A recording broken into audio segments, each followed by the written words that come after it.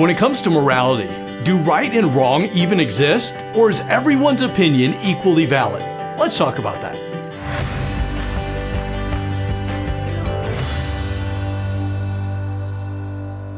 Christians have always claimed that morality is objective, but it's not a claim that's unique to Christianity. Nearly every society has also claimed that morality is objective. And if it is, that means some things are absolutely right or wrong. Stealing property that doesn't belong to you, all forms of abuse and murder are absolutely wrong.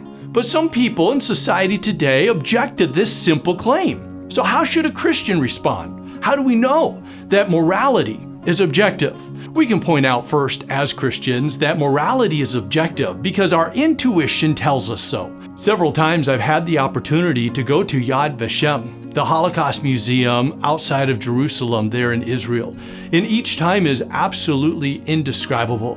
As you walk past the hundreds of shoes taken from victims of the Holocaust, that red train car used to transport people to death camps, and the Children's Memorial as you exit that museum is absolutely overwhelming. And we understand that that type of evil is absolutely wrong. Any worldview incapable of describing the Holocaust as absolutely wrong should not even be considered. A second reason we understand that morality is objective is because the alternative is simply unlivable. Even atheists lock their doors at night. Some people would claim that a society determines what is right and wrong. It doesn't come from God, it doesn't come from Scripture, but society or culture as a whole. And yet if society determines what is right and wrong, then there's no such thing as a moral reformer.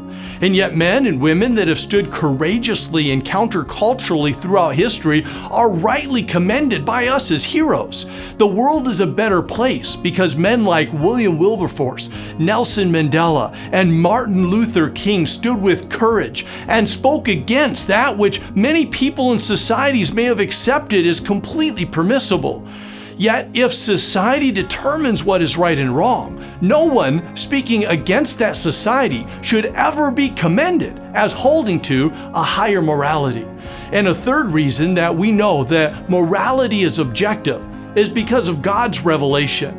Not just Scripture, though that is a part of God's revelation, but general revelation as well. In Romans chapter 2 and verse number 14, the Apostle Paul says that the Gentiles who have not the law do the things contained in the law.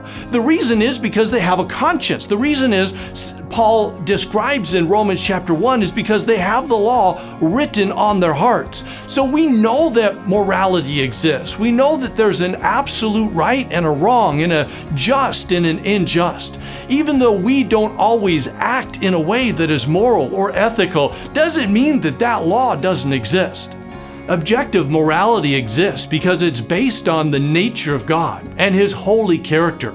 Even though you and I may not always do what is right, we know that there is such a thing as right. And the existence of right and wrong in our world point us directly back to God.